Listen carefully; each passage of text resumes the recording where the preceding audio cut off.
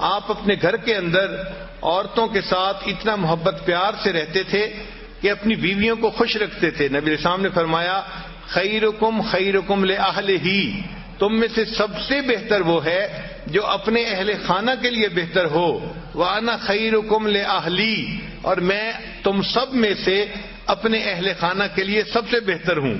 یعنی اپنی مثال بتائی کہ میں سب سے بہتر ہوں اپنے اہل خانہ کے لیے۔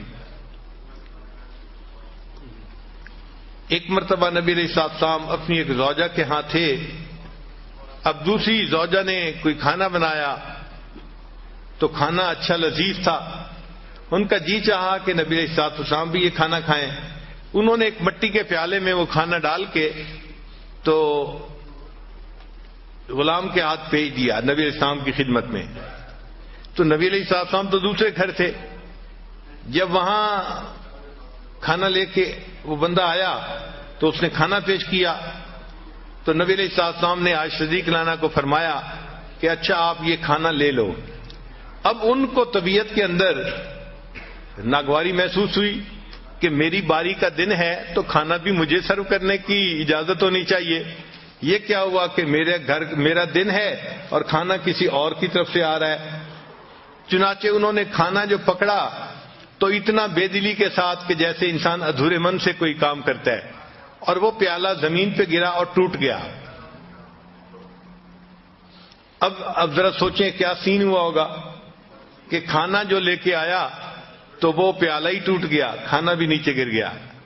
ہم جیسا کوئی ہوتا ایک طوفان کھڑا کر دیتا، تم بدتمیز ہو، تمہیں سمجھ نہیں، تم یہ ہو، تم فلاں، پتہ نہیں کیا کیا القاب ہم ایک منٹ میں اس کو دے دیتے۔ مگر نبی علیہ السلام تحمل مزاجی سے اٹھے اور آپ نے دو کام کیے۔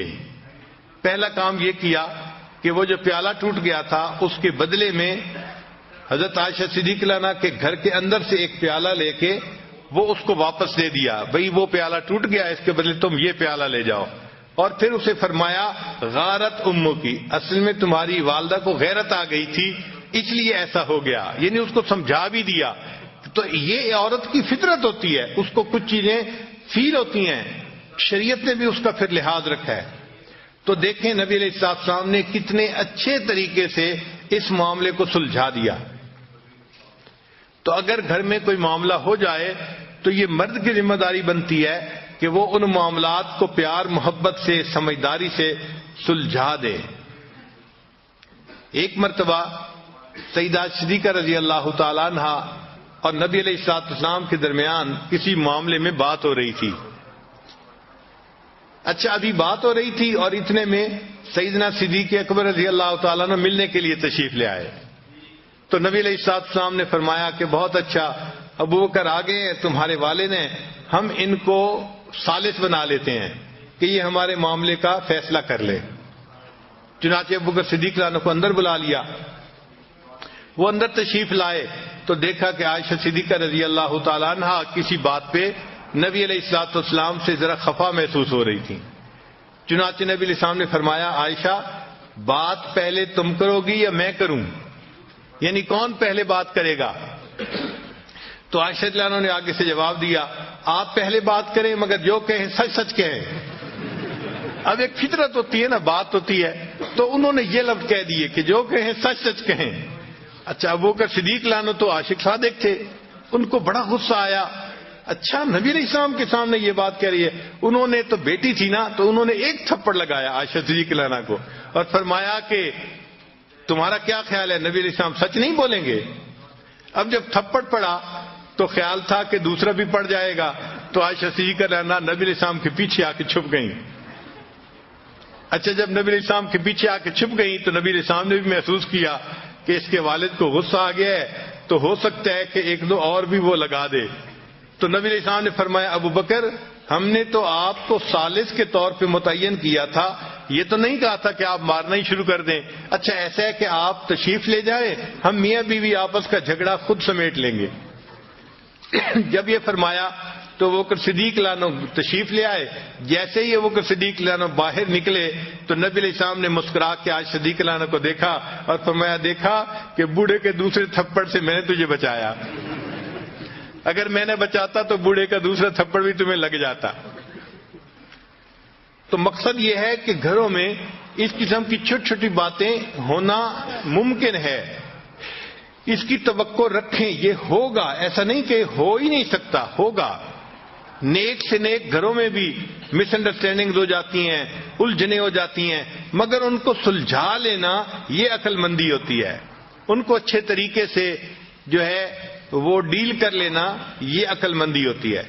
اس کو کہتے ہیں کرائسس مینجمنٹ، اور ہر اچھے خاوند کو کرائسس مینجمنٹ آنی چاہیے، اس کے اندر اتنی سمجھداری ہونی چاہیے کہ اس کرائسس کنڈیشن سے مجھے کیسے نکلنا ہے۔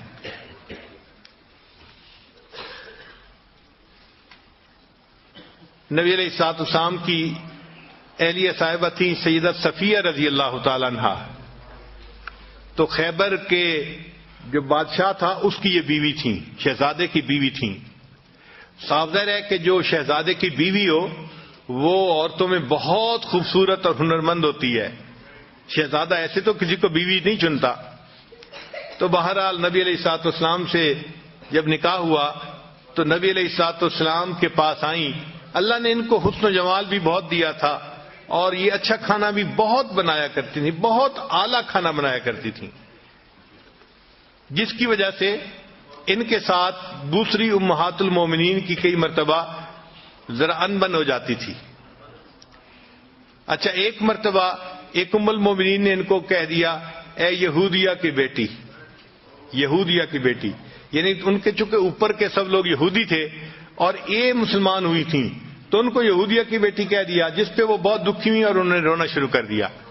نبی علیہ السلام کو پتہ چلا تو آپ صلی اللہ علیہ وسلم نے پوچھا، صفیہ آپ کیوں رو رہی ہیں؟ اے اللہ کے حبیب صلی اللہ علیہ وسلم، مجھے انہوں نے کہا ہے کہ تم تو یہودی کی بیٹی ہو۔ تو نبی علیہ السلام نے فرمایا، تم رو کیوں رہی ہو؟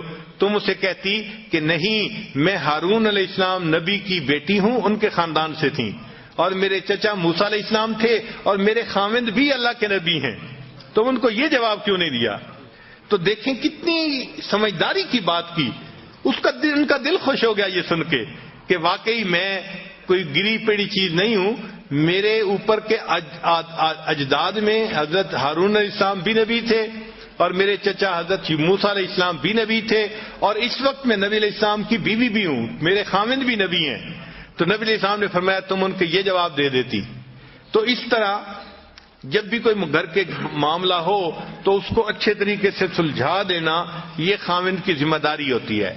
تو خاوند کے اندر فوربیئرنس ہونی چاہیے، چھوٹی چھوٹی باتوں پہ جلد بازی کر لینا یا جلدی سے کوئی ناپسندیدہ لفظ بول دینا یہ بہت بری بات ہوتی ہے۔ ہمارا یہ تجربہ ہے، آج کل کے نوجوان چھوٹی چھوٹی باتوں پہ بیوی کو دھمکی دیتے ہیں، میں تمہیں گھر بھیج دوں گا، میں تمہیں گھر بھیج دوں گا، میں تمہیں طلاق دے دوں گا۔ یہ بہت ہی بری بات ہے، اس سے بری بات اور کوئی خاوند نہیں کر سکتا۔ اس کی وجہ کیا ہے کہ جب خاوند نے بیوی کو کہہ دیا کہ میں تمہیں طلاق دے دوں گا، میں تمہیں گھر بھیج دوں گا، تو بیوی کے دماغ میں ایک بات آ گئی کہ اس کے ساتھ میری پوری زندگی گزرنا مشکل ہے، پتہ نہیں یہ مجھے کس وقت طلاق دے دے۔ تو بیوی سپلٹ پرسنالٹی بن جاتی ہے، پھر شیطان اس کے پاس آ کے اس کو مشورہ دیتا ہے تم کہیں اپنے لیے اور بھی کوئی پرپوزل دیکھ لو یا کوئی تعلق ایسا دیکھ لو کہ اگر یہ تمہیں چھوڑے تو تم کیا کرو گی۔ تو یہ فکرہ چھوٹا سا ہے لیکن اس فکرے کا زہر کتنا ہے اس کا مردوں کو اندازہ نہیں ہوتا۔ ایک فکرہ بول کے ہمیشہ کے لیے بیوی کو جو ہے وہ یعنی سپلٹ پرسنالٹی بنا دیتے ہیں۔ کبھی بھی یہ فکرہ نہیں بولنا چاہیے، بلکہ بیوی کو تو ایسا یقین ہونا چاہیے کہ مجھے تو خاوند نے اس طرح پیار سے رکھا ہے کہ میری اچھائی کو بھی اس نے قبول کیا ہے اور میری کوتاہی کو بھی اس نے قبول کیا ہے۔ اگر بحیثیت انسان کوئی چھوٹی موٹی کوتاہی ہو جائے تو اس کو قبول کرنا چاہیے۔ ہم انسان ہیں، فرشتے نہیں ہیں۔ اگر بیوی سے کوتاہیاں ہوتی ہیں تو خاوند سے بھی تو ہوتی ہیں۔ اگر خاوند بیوی کے اندر 10 کوتاہیاں گن لے گا تو بیوی اپنے خاوند کے اندر 100 کوتاہیاں گن لے گی۔ نبی علیہ السلام نے اس کا بہترین حل بتایا، ارشاد فرمایا اگر تمہیں اپنی بیوی کی کوئی بات ناپسندیدہ نظر آئے، اگر تمہیں اپنی بیوی کی کوئی بات ناپسندیدہ نظر آئے تو نبی علیہ السلام نے فرمایا پھر اس کی طرف دیکھو، تمہیں اس میں بہت ساری باتیں پسندیدہ بھی نظر آ جائیں گی. تو پسندیدہ چیزیں بھی تو ہوتی ہیں. آخر وہ بچوں کی ماں ہوتی ہے، آخر وہ گھر کے اندر کھانے بناتی ہے، خاوند کے لیے، بچوں کے لیے، سب کے لیے. گھر کو اس نے اتنا صاف ستھرا رکھا ہوتا ہے، اس پر اس کو جان مارنی پڑتی ہے، محنت کرنی پڑتی ہے.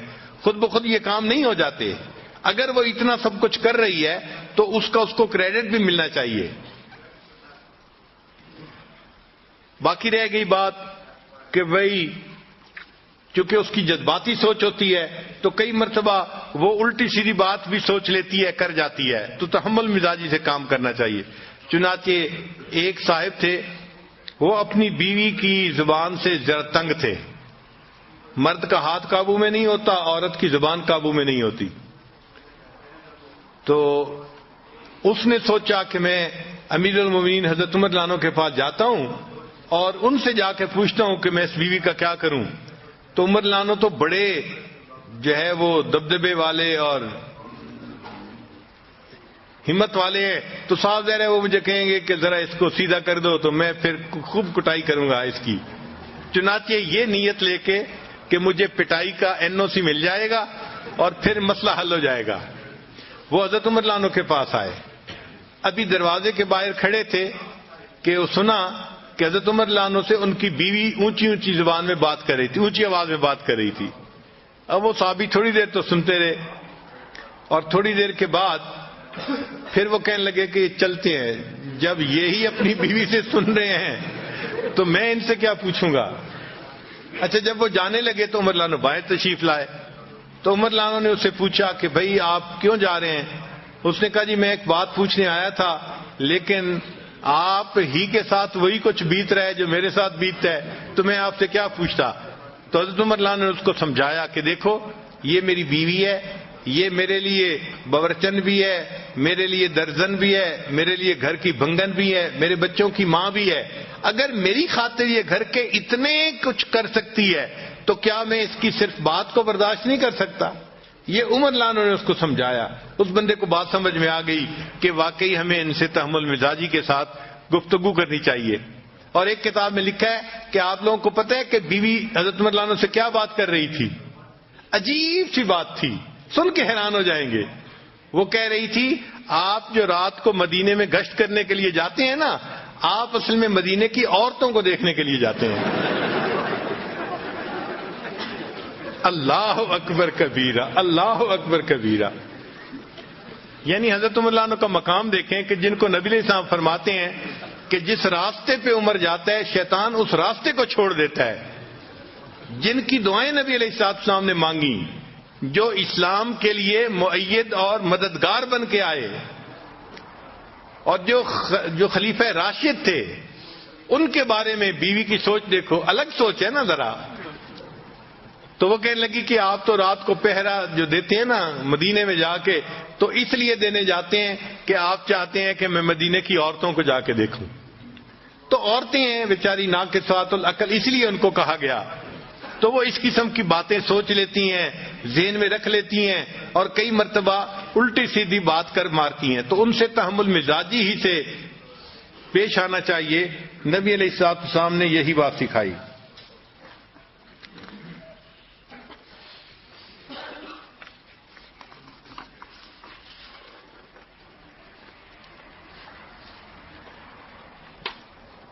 تو پہلی بات کہ خاوند کے اندر سینس آف ریسپانسبلٹی ہونی چاہیے، اور دوسری بات کہ خاوند کے اندر فوربیئرنس ہونی چاہیے، اور تیسری بات کہ خاوند کو چاہیے کہ اپنی بیوی کی بات کو سنے.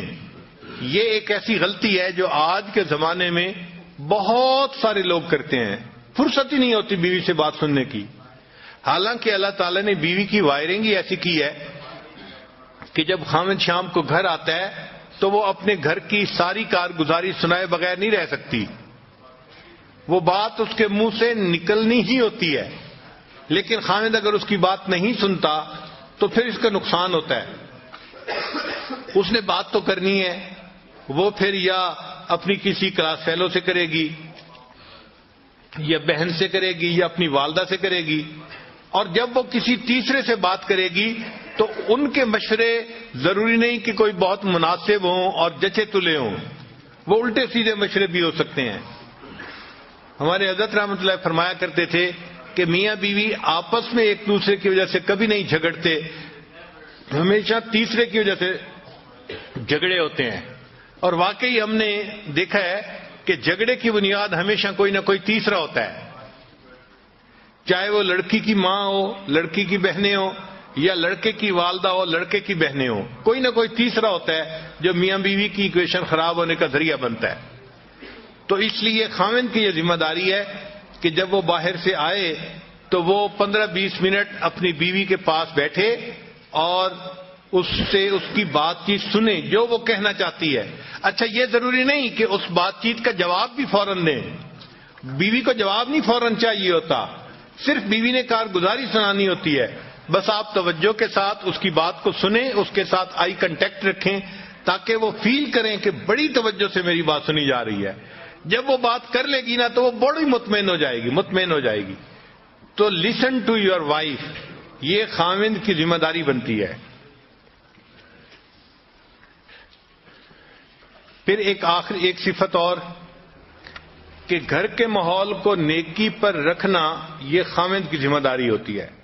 وہ اپنی بیوی کو بھی نیکی کی تلقین کرے، اپنے بچوں کو بھی نیکی کی تلقین کرے، اور بیوی کے ساتھ بیٹھ کے مشورہ کرے کہ ہم اپنے بچوں کو نیکی کی تربیت کیسے دے سکتے ہیں۔ یہ ذمہ داری خاوند کی ہے۔ کلکم رائن وکلکم مسئول عن رعیتہ، تم میں سے ہر آدمی چرواہے کی مانند ہے اور اس سے اس کے عیال کے بارے میں پوچھا جائے گا۔ تو خاوند سے بیوی اور بچوں کی دینداری کے بارے میں پوچھا جائے گا، اور عورت سے اس کے بچوں کی دینداری کے بارے میں پوچھا جائے گا۔ تو یہ بھی ذمہ داری مرد کی ہوتی ہے کہ گھر کا ماحول نیک رہے۔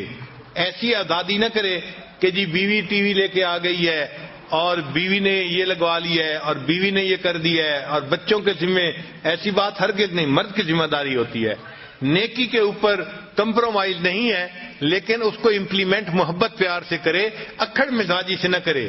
اس طرح مسلمان نہ بنے کہ اس کے مسلمان بننے پہ باقی لوگ کافر بن جائیں، ایسے نہیں کرنا چاہیے۔ محبت پیار سے ان کو سمجھائے اور ان کو دین کی طرف لے کے آئے۔